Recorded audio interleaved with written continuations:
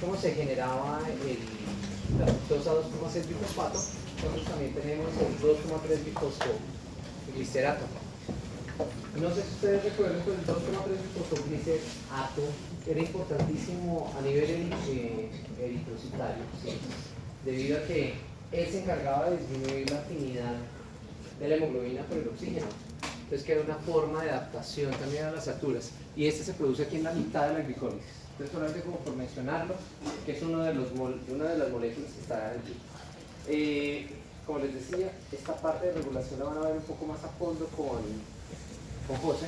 Entonces, rápidamente miremos cuáles son esos puntos paralelos que podemos tener, y entre ellos, además de glucosa, tenemos galactosa, celular.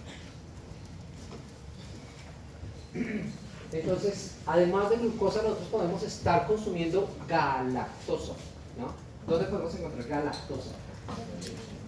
En la leche, ¿cierto? Porque glucosa más galactosa es igual a... Bien, entonces yo puedo estar consumiendo, yo puedo tener un input también de galactosa. La galactosa, pues obviamente es un azúcar que también del cual también vamos a poder producir energía.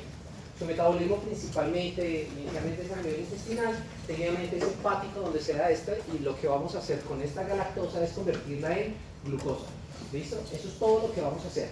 Básicamente lo que ocurre aquí es que esta galactosa yo la voy a activar utilizando entonces el uridifosfato o el UDP.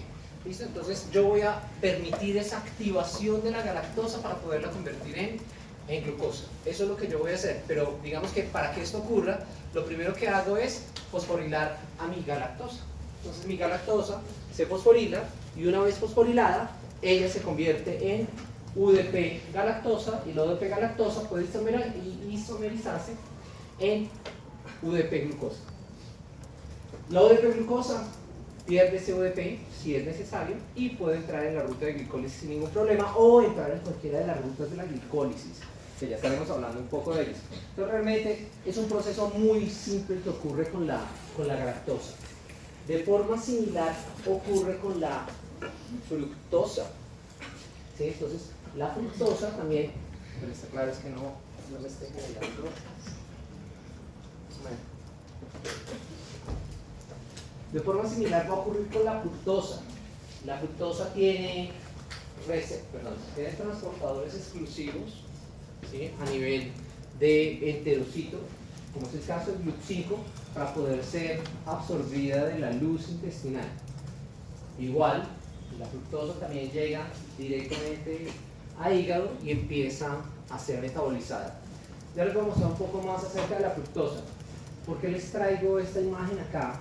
Resulta que la fructosa, ¿dónde encontramos fructosa? ¿En qué forma vienen las frutas? ¿Viene como fructosa? Viene como sacarosa. Entonces nosotros podemos encontrar ahí grandes cantidades. No solamente las frutas, hay otra gran cantidad sobre todo a nivel vegetal podemos encontrar mucha fructosa. El problema con la fructosa es que la fructosa, ya les voy a mostrar, pero la fructosa se fosforila y se convierte en un intermediario de la glicólisis. O sea, la fructosa sí o sí entra en la mitad de la glicólisis y tiene que hacer glicólisis. ¿La glicólisis es para qué? Trascienda, no, más allá del piruvato. ¿Para qué yo hago glicólisis? Para producir algo de energía, ¿cierto? La cosa es que si yo estoy obligando al sistema a hacer glicólisis, pero yo ya tengo energía, ¿yo qué voy a hacer con ese piruvato y lo que me produzca la glicólisis? Voy a intentar almacenarlo. Solamente que, como ya veremos, ese almacenamiento es a través de las proteínas de unión a los elementos de respuesta de colesterol o de esteroides. O sea, lo que yo hago es empezar a producir grasas. Toda la fructosa se convierte en grasa si no se puede convertir en energía. No se convierte en glucógeno. No tiene cómo metabólicamente en este planeta. Eso es un gran problema, porque si yo tengo un problema de lípidos, yo ya tengo una trigliceridemia o alguna cosa, y yo consumo fruta, lo único que voy a hacer es exacerbar el cuadro. De hecho ya es muy claro, y por eso les traje esta buena imagen, es que el aumento de consumo de fructosa acompañado con estados de saciedad energética y seguramente desregulación hormonal generan aumento muy fuerte en la lipogénesis, o sea, en la creación de lípidos nuevos, con lo cual aparecen los estados de esteatosis hepática. Entonces, obviamente esto conlleva a que el adipocito, si lo ven allá arriba, pues se ponga grande y gordo. O sea, un jugo de fruta no es nada saludable. ¿Listo? Y esas son de las cosas que uno debe tener cuidado. Miren, ¿qué es lo que pasa con la...? Bueno, creo que quedaron detrás, lo siento. ¿Qué pasa con la fructosa? Rápidamente para terminar. Miren, la fructosa se convierte en fructosa 1-fosfato. Creo que tuve un problema aquí de transición de imágenes. Fructosa se convierte en fructosa 1-fosfato. Fructosa 1-fosfato se vuelve a fosforilar. ¿En qué se convierte? ¿Fructosa qué? 1,6 bifosfato. La fructosa 1,6 bifosfato, si miramos en la glicólisis, es el punto de no retorno.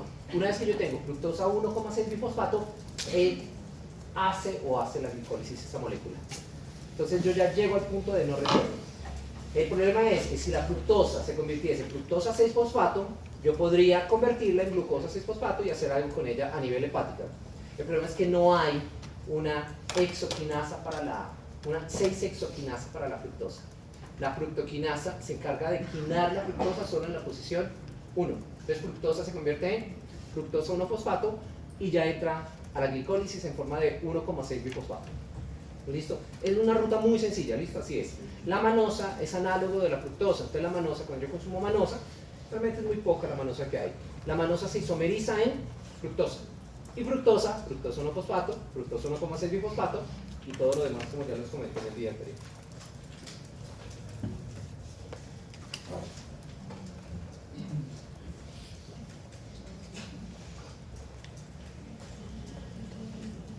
Pero entonces, cuando yo tengo glucosa, esta glucosa, dependiendo de las indicaciones que tenga el sistema o de las señales que entregue la célula, ella se puede convertir en, entrar en la glicólisis para poder producir, como decían ustedes, piruvato, que ya sabemos que ese piruvato se puede convertir en lactato también. Es uno de los caminos, ya miraremos otros caminos. Pero en estados diferentes de la demanda energética, esa glucosa puede tomar otros caminos. Uno de esos caminos es el que tiene que ver con el glucógeno. O sea, la glucosa sí puede irse ese piruvato, que es lo que conocemos como glicólisis, pero puede tomar la vía del glucógeno. Podemos empezar a producir glucógeno a partir de glucosa. Ustedes ya me habían mencionado que el glucógeno era esa forma de almacenamiento de glucosa. Entonces, esto para esos procesos que se encargan de producir glucógeno son procesos increíblemente sencillos. El glucógeno, ¿qué es? Ya lo habíamos mencionado también, es simplemente un montón de glucosas pegadas. ¿Listo? El tronco, enlaces 1,4. ¿Sí? Alfa 1,4, son enlaces glicosídicos alfa 1,4. Cuando se genera una ramificación, o sea, como ven aquí en el color que me están mencionando, un poco diferencial. Cuando se hace una ramificación, ¿qué es lo que yo tengo? Un enlace 1,6. ¿Bien? Y así yo voy ramificando. ¿Esto qué me permite? ¿Por qué ramifico? Porque así yo voy generando muchas puntas libres. Entonces yo termino generando un árbol, no con un solo tronco, que sería el único lugar donde yo puedo destruir esa glucosa o por donde crece ese glucógeno, sino que yo tengo es un árbol con múltiples puntos de trabajo, donde yo puedo seguir haciendo que crezcan las ramas o por donde puedo ir destruyendo las ramas. Entonces es mucho más eficiente, en lugar de que esto fuese un tronco único, donde la única opción fuese que ella creciese de esa manera, en forma lineal, es más eficiente que yo vaya abriendo estos brazos y yo ya tengo 1, 2, 3, 4, 5, 6, 7, 8 puntos de trabajo, por mencionar esta gráfica, ya sea para construcción o destrucción, dependiendo del estado energético del sistema. uno encuentra algo así. Entonces, si observan, es un montón de puntos donde se puede trabajar, o como se menciona, extremos no reductores. Todas estas presentaciones ustedes ya las tienen ahí en la plataforma. ¿Para qué sirve el glucógeno? Bueno, ya sabemos que es básicamente almacenamiento de energía. ¿Dónde tenemos glucógeno principalmente? ¿En dónde? En el hígado, ya estoy ayudando ahí, no, en el hígado y en el músculo. Es donde tenemos principalmente las gotas de glucógeno. Hay una diferencia entre el glucógeno hepático y el glucógeno muscular. El glucógeno muscular tiene una sola función y es producir energía.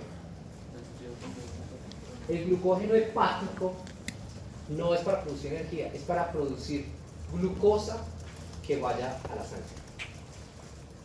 Es muy diferente entonces el glucógeno. Ambos es para reservar como reservorio de energía, sí. Almacenamiento de glucosa, sí. Pero sus funciones finales cambian de un tejido para el otro.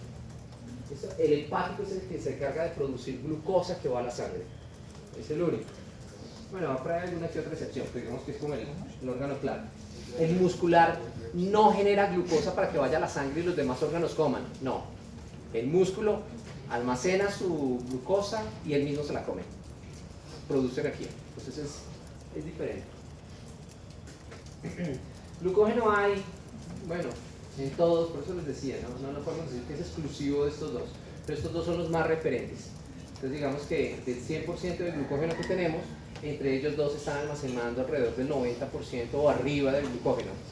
El resto de tejido, pues sí, come algo hace algo de glucógeno, pero realmente es cantidades muy, muy, muy pequeñas. ¿Listo?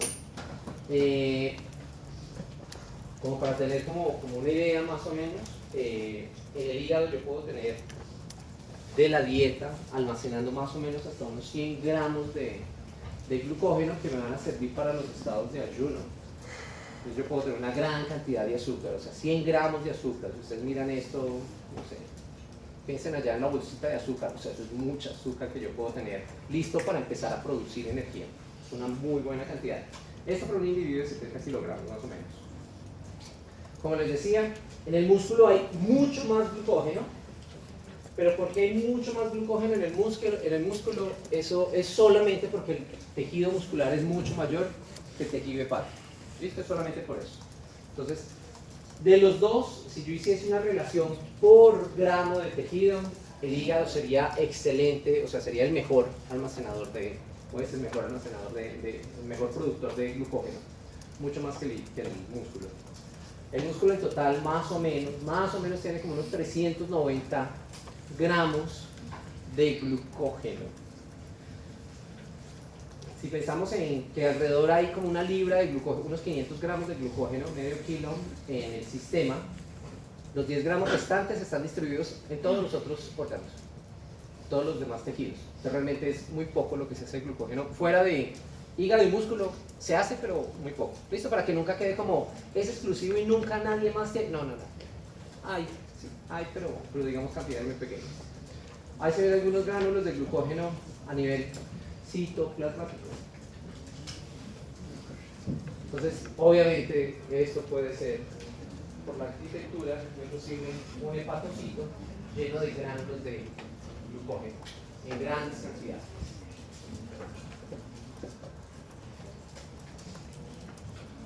Entonces, en ese punto, como para que ya vayamos introduciendo algunos temas adicionales, nosotros vamos a encontrar como con respecto a azúcares un balance entre vías metabólicas, unas que van a gastar azúcar y otras que van a almacenar azúcar.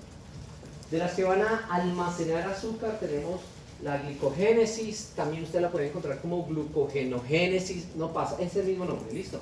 O sea, no, si le dan un nombre o el otro, no ocurre nada, puede cualquiera de los dos.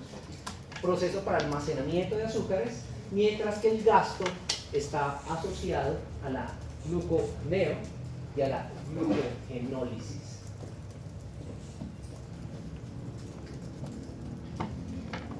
Empecemos con la glucogenogénesis o glucogénesis, como me gusta decirle Es un proceso bastante simple, es un proceso muy sencillo de la glicogénesis. La glicogénesis básicamente es la formación de glucógeno, ¿listo? Es la producción de glucógeno. ¿Partiendo de dónde? Partiendo de glucosa. Entonces yo tomo glucosa y la convierto en glucógeno. Eso se llama glucogénesis, glicogenólisis. Glicogenogénesis, como quieran. Listo, van a encontrar esos sinónimos. O sea, puede tener el geno en la mitad. Glicogénesis o glicogenogénesis. No pasa nada. ¿Cómo hago yo el glucógeno? Lo hago a partir de una proteína, que es el ancla. Yo tengo una proteína que es la glucogenina. ¿Sí? Esta proteína está a nivel citoplasmático. Y en esta proteína, que tiene una tirosina, ahí está el OH libre de la tirosina, es donde yo empiezo a hacer los enlaces glicosídicos. Entonces aquí llega una primera glucosa y es la que se empieza a unir. ¿Listo? Para que la glucosa se una a una rama de glucógeno, o sea, para que empiece a formar glucógeno, tengo que activarla. ¿Cómo activo una glucosa? Con el UDP. Entonces, lo que ocurre es básicamente que yo empiezo con, lo que entra en la célula, glucosa. ¿Qué es lo primero que le pasa a una glucosa cuando entra en un citoplasma? Se tiene que fosforilar. ¿Quién la fosforila? Si estamos a nivel hepático, perfecto, exoquinasa. Y si estamos a nivel hepático, perfecto. Entonces yo ya la fosforilo, entonces la convierto en glucosa 6-fosfato. ¿Listo? La glucosa 6-fosfato, entonces, tiene una mutación, una isomerasa, simplemente le cambia la posición del fosfato. Lo pasa de la posición 6 y lo coloca en la posición 1. Esto ya determina la vía. Entonces, cuando sigue en la posición 6 es para producir energía, o sea, glicólisis. Cuando yo lo cambio a la posición 1, ya va a tomar la ruta de almacenamiento. Glucosa 1-fosfato. Ese punto 1, que ya quedó entonces como punto caliente, es entonces ahora simplemente es transferido allí un UDP. ¿Listo? Entonces voy a hacer el cambio. Voy a quitar ese fosfato y voy a transferir un UDP. Para de esta manera generar UDP glucosa. Entonces aquí yo tengo la UDP glucosa pirofosforilasa, que básicamente va a quitar ese fosfato y va a incluir el UDP. La energía de la reacción viene de esta molécula. ¿Qué significa esto? Bueno, no escuché nada, pero debe ser algo así como uridine trifosfato. O sea, esto es análogo al ATP. Es análogo al ATP. Obviamente, esta no es una molécula tan energética ni tan. O sea, no sé, es como trabajar en dólares y que a uno le lleguen por ahí en algún momento, qué sé yo, pesos colombianos. O sea, esa vaina solamente aquí en Colombia. Entonces, igual, es plata, pero no es que sirva de mucho. Entonces, así de esta manera, yo puedo activar mi glucosa convirtiendo glucosa 1-fosfato en UDP glucosa. ¿Listo? La UDP glucosa ahora sí ya entra a formar parte del glucógeno. Esa glucosa activada puede entonces empezar a pegarse al glucógeno y empezar a formar estos enlaces glicosídicos, todos ellos alfa 1,4. Entonces yo tengo un complejo grande que se conoce como la glucógeno sintasa. GS. Glucógeno sintasa se encarga de tomar esa UDP glucosa y pegarla a esa cadena de glucógeno. Y empieza a pegarla, a pegarla, a pegarla, y así empieza la cadena a crecer. Ella tiene un sensor, básicamente, y es que cuando la cadena está muy grande, y cuando hablo de grande es cuando ya pasa la docena de glucosas, más de 12, 13, 14 glucosas, en ese momento el sistema dice, este tronco está muy grande, vamos a crear una rama. Y aparece una enzima accesoria. Esta enzima accesoria se conoce como enzima ramificante. La enzima ramificante es simplemente una transferasa. ¿Qué unión era esta? 1,4.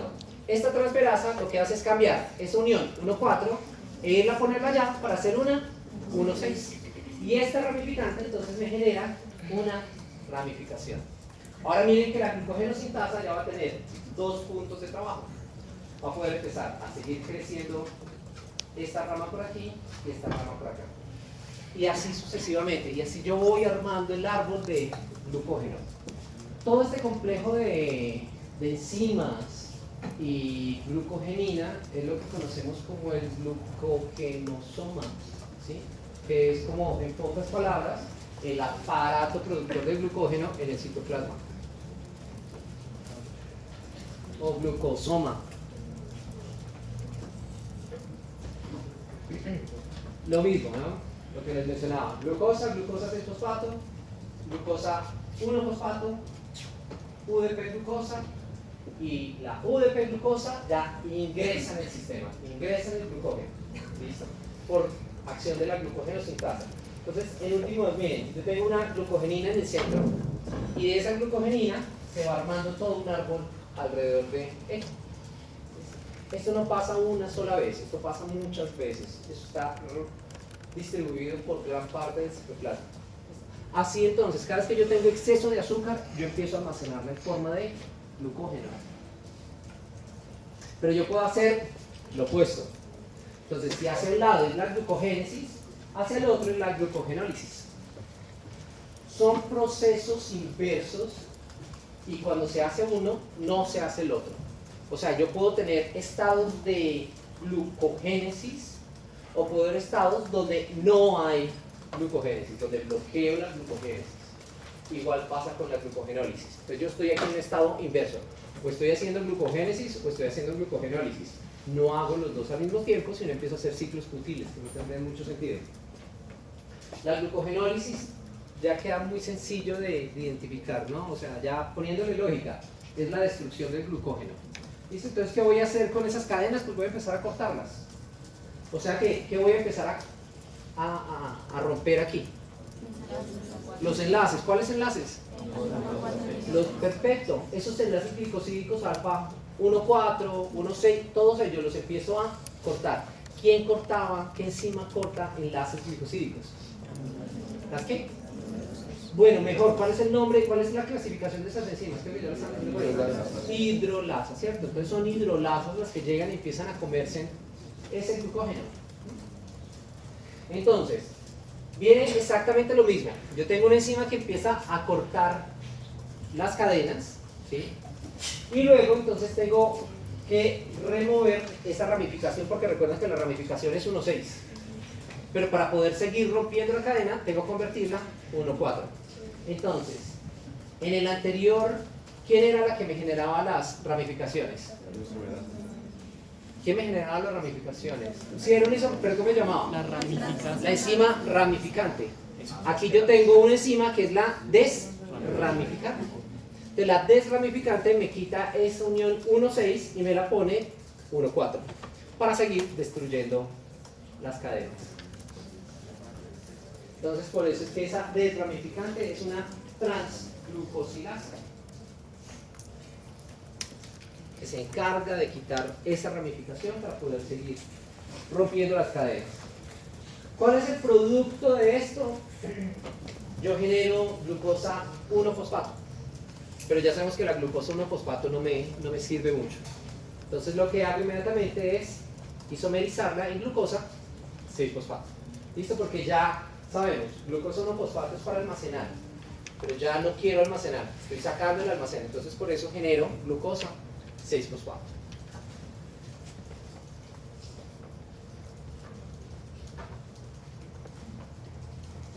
¿Listo? ¿Cómo se llama este núcleo? ¿Cómo se llama este? Porque aquí ese núcleo es que... Marica, me hackearon. Ahí está la glucogenina. Entonces yo empiezo a degradar. ¿Cuál es la enzima entonces que se encarga de hacer esto? Es la glucógeno fosforilasa. La glucógeno fosforilasa es la que se encarga de hacer la hidrólisis del enlace y colocarle ese fosfato a la glucosa. Ya sabemos que yo tengo una, acá se puede ver mejor, cuando yo voy acortando las cadenas, tengo una desramificante, que toma entonces estas moléculas de la ramificación y las coloca al final de la cadena, al final del tronco. para yo poder seguir rompiendo. Y así sucesivamente hasta que yo pueda destruir, bueno, no es que ocurra generalmente, pero digamos que a veces yo me quedo sin reservas de glucógenos. Yo puedo irme comiendo casi que todo el glucógeno. Y ya sabemos que siempre voy a generar glucosa 1-fosfato, que lo convierte en glucosa 6-fosfato. Y allí va a tomar el camino que sea necesario.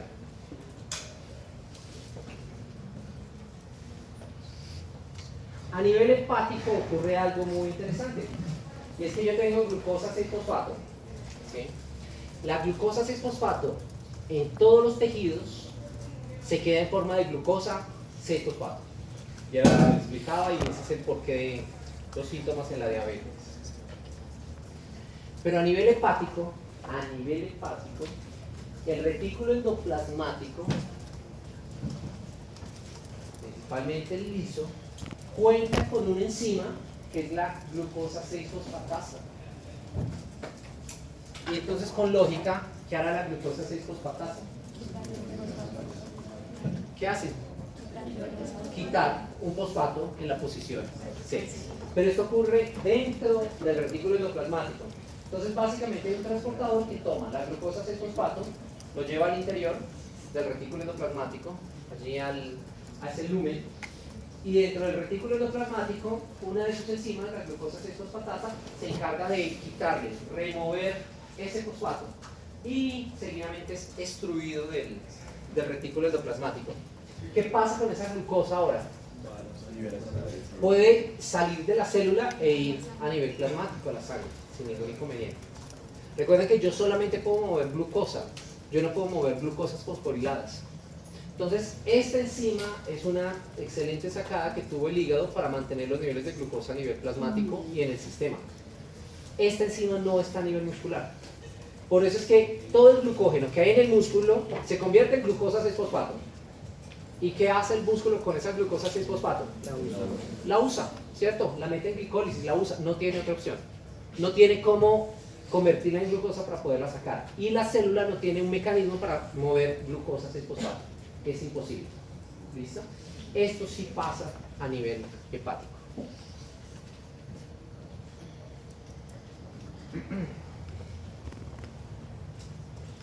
Veamos los efectos entonces nuevamente, de las dos enzimas que siempre están aquí las dos hormonas que siempre están aquí apoderadas de nosotros, dependiendo del estado energético. ¿Bien? Por un lado, abundancia. Ejemplo de hormonas de abundancia. Bien, insulina. Y contrarreguladoras, glucagón, adrenalina y de ahí para allá. Bien, entonces miremos a ver qué es lo que puede estar ocurriendo a nivel hepático. ¿Listo? Entonces yo tengo glucosa 1-fosfato que viene hacia glucógeno. ¿Cómo se llama este proceso? ¿Cómo se llama esto, doctores? Una sola persona que lo diga. ¿Cómo? Glucogénesis, ¿cierto? Glucogénesis. ¿O no? Sí, ¿seguros? ¿No? Glucogénesis. ¿Y el glucógeno, glucosa 1-fosfato? Glucogenólisis, ¿cierto? Glucogenólisis. Bien. Hormona reguladora, hormona que se encarga de controlar el proceso de la glucogénesis, glucogenosintasa. Enzima que se encarga de hacer esto, glucogenosintasa. Enzima que se encarga de regular el proceso inverso, o sea, la glucogenólisis, la glucógeno fosforilasa. ¿Listo? Estas son como las dos enzimas claves aquí para regular. Ahora miremos la glucogenosintasa, o mejor, veamos la glucogénesis. En el caso de la glucogénesis, entonces, aumento de glucosa 6-fosfato va a estimular este proceso. ¿Listo? Estimula fuertemente el proceso.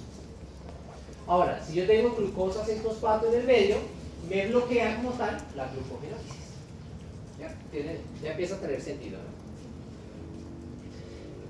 Yo hago glucogénesis en demanda o en saciedad energética.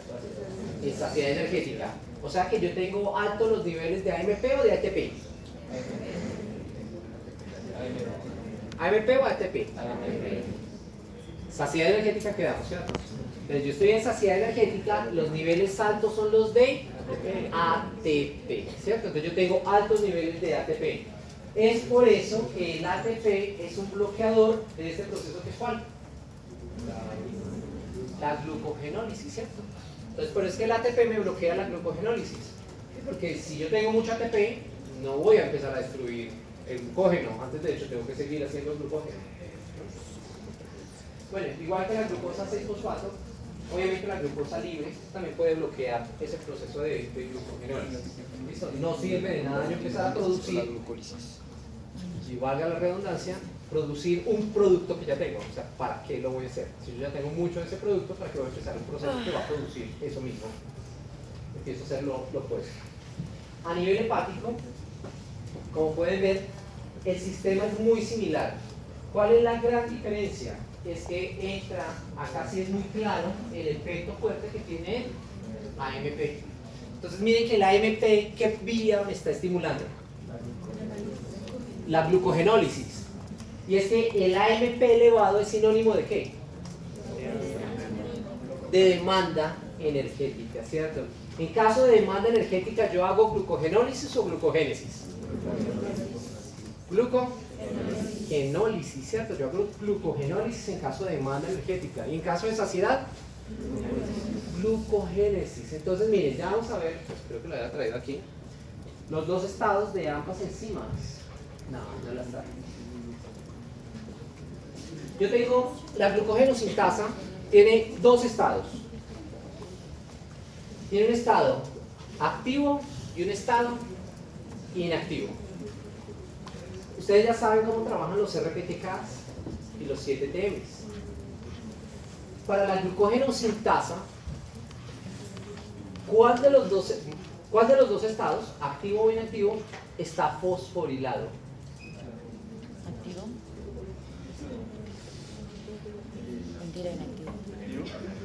Inactivo. ¿Cómo, doctor? Es la construcción de un concepto grande. O sea, no, de hecho tienen que pensarlo un poco. Porque es una construcción grande, esta, lo que les estoy pidiendo. Es grande. Van deduciéndolo. Van deduciéndolo. ¿Puede repetir la pregunta, por favor? Claro que sí, doctor. Los necesito a todos aquí muy concentrados. La glucogenosintasa tiene dos estados, activo e inactivo. ¿Cuál de los dos estados está fosforilado? ¿Cuál es el que está fosforilado? ¿El activo o el inactivo? El activo. El inactivo. Pasa exactamente igual con la glucogenofosforilasa. Tiene dos estados, uno activo y uno inactivo. ¿Cuál de los dos está fosforilado? Tienen que pensarlo, seguro. O sea, es un concepto grande, tienen que armarlo. Ármenlo bien. ¿Listo? Si ya lo armaron bien, respóndanme. No es lo que vimos de PFK2, ¿listo?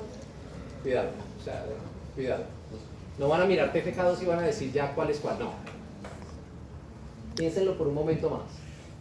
Recuerden que nosotros tenemos 7TM, que genera una vía, RPTK, que genera otra vía. Empiecen por ahí.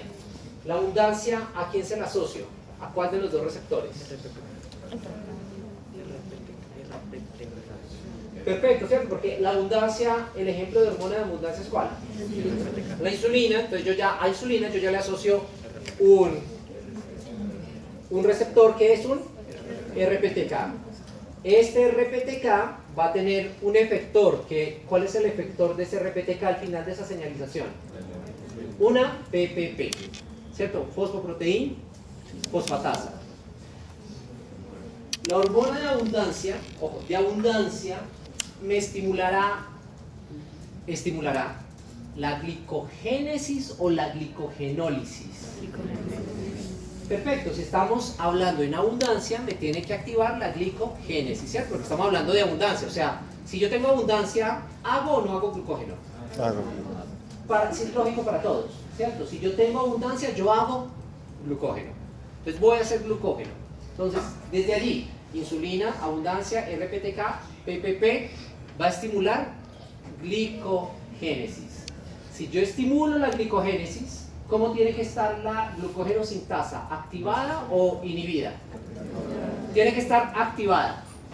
O sea que Pónganle la cereza al pastel. ¿Cuál es el estado fosforilado? ¿Activo o inactivo? Doctor, dígalo ahora sí. ¿Cómo es? Fosforilado inactivo porque es una PPP. O sea, una PPP es el efector de la insulina, de la RPTK, es una fosfatasa. Entonces yo le quito el fosfato a algo y cuando yo le quito ese fosfato, seguramente aquí se activa. O sea, la glucógeno sintasa trabaja de manera perfecta desfosforilada. Pensemos ahora en una contrarreguladora. ¿La contrarreguladora me estimula o me inhibe la glucogénesis? Perfecto, ya dijimos, la abundancia me la activa, me la estimula, obviamente la contrarregulación me la va a inhibir. La inhibición, mejor, la contrarreguladora, ¿qué tipo de receptor utiliza? Ok, voy entonces ya por un 7TM. 7TM, ¿cuál es el efector del 7TM? Una PK, ¿cierto? ¿Qué significa PK? Una proteína quinasa. ¿Qué hace una quinasa? Fosforilar. Ahora, ya dijimos que esta vía se encarga de bloquear o va a inhibir la glucogénesis. Eso quiere decir que a la glucógenosintasa, cuando yo la fosforilo, ¿qué pasa con la glucógenosintasa? Se inactiva. Y es así que yo acabo con la ruta. Bloqueo la ruta. Mientras que si pongo en el sistema abundancia y coloco activación por una RPTK, quito el fosfato y la ruta se enciende. Y así yo, con el interruptor, voy encendiendo y apagando la ruta. Hagan lo mismo con la glucógeno fosforilasa. Creen ese concepto. Lo revisamos en 2 segundos, pero créenlo ahí. ¿Qué pasa con la glucógeno fosforilasa ahora? Ella sufre exactamente ese mismo efecto. O sea, es sensible en términos hormonales.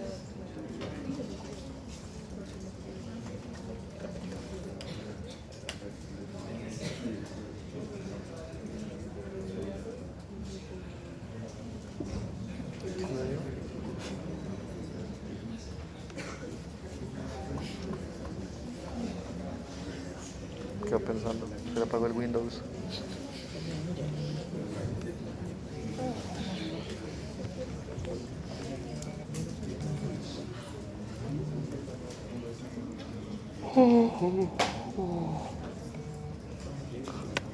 ¿Qué le digo?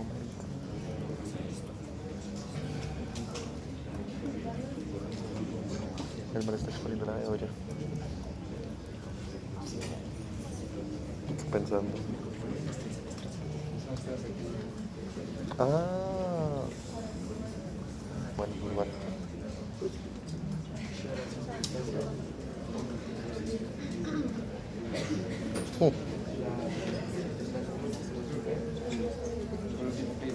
A ver, doctor, ¿qué efecto tiene una hormona de abundancia sobre la glucogenólisis? Haga. Por ejemplo, que sería la abundancia, ¿sí? Bueno, listo, vamos para allá. Entonces, aquí rápidamente, primero miremos a ver, ¿qué hace la insulina sobre la glucogenólisis? ¿La activa o la inhibe? La inhibe, ¿cierto? Desestimula totalmente la glucogenólisis. Es de abundancia, o sea, que va a decir no, que no se haga glucogenólisis. Ok, entonces, a ver, la insulina usa un RPTK. Ajá, sí. Que tiene un efector que es la PPP.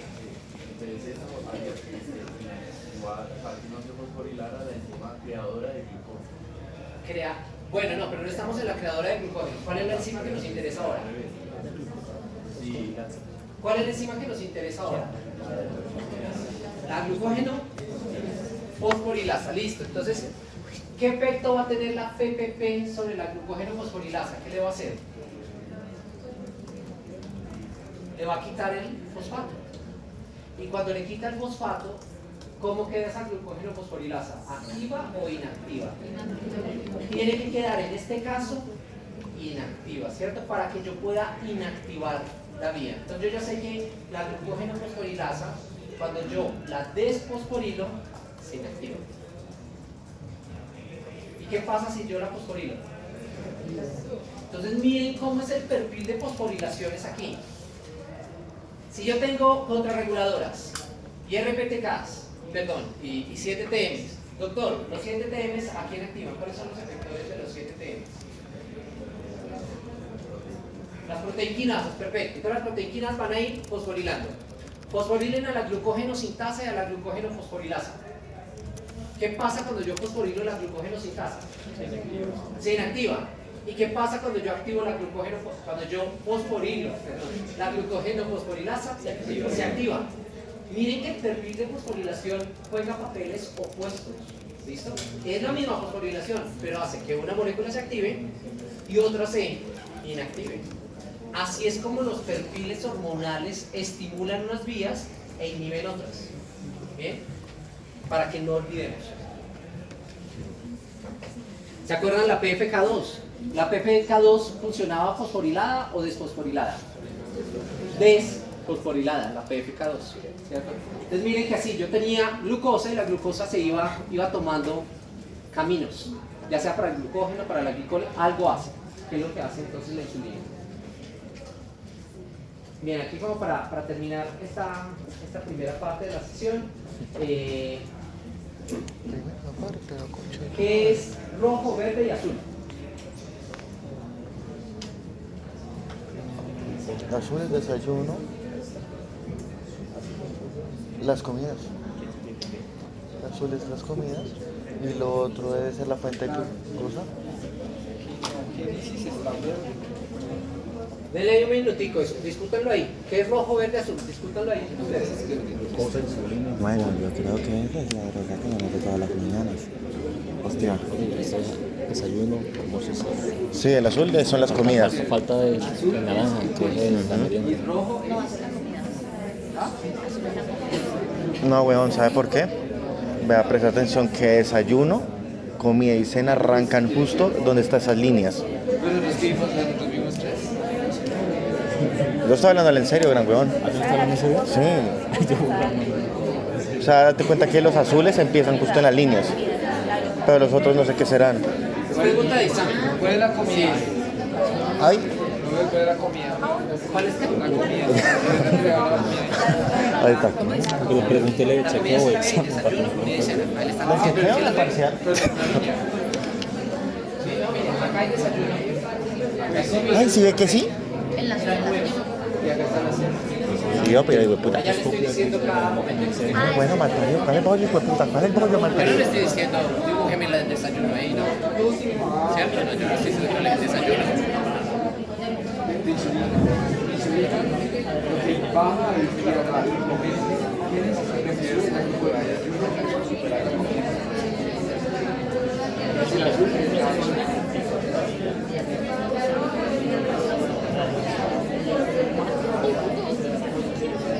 Bien, les ayudo con lo primero. No son hormonas. ¿Por qué? Porque miren que hay puntos demasiado bajos de ausencia. Esto no es tan común a nivel hormonal. Entonces, les ayudo por allí. No son hormonas. Si yo tengo cero, es imposible que yo tenga la glucosa en cero. ¿Cierto? Entonces, también para que lo piensen por ahí. Miren que hay puntos de cero. Porcentaje. Hay puntos de cero. Ustedes nunca, nadie en este planeta tiene la glucosa en cero, a menos de que esté muerto. Pero nadie. Ningún sistema puede tener la glucosa en cero. Entonces ya les ayudo. No puede ser glucosa.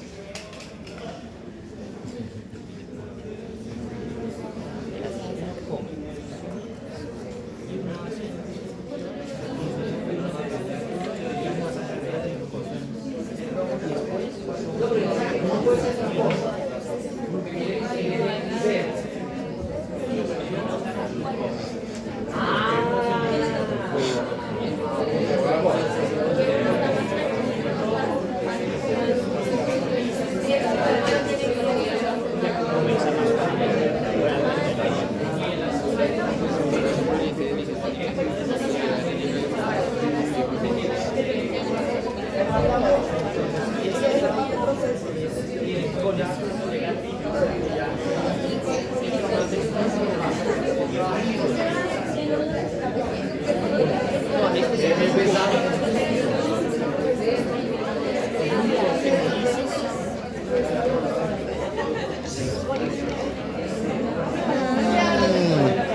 Esa comida me la conozco yo.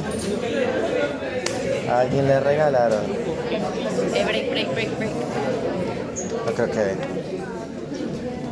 Entonces, miren, glucosa, piruvato.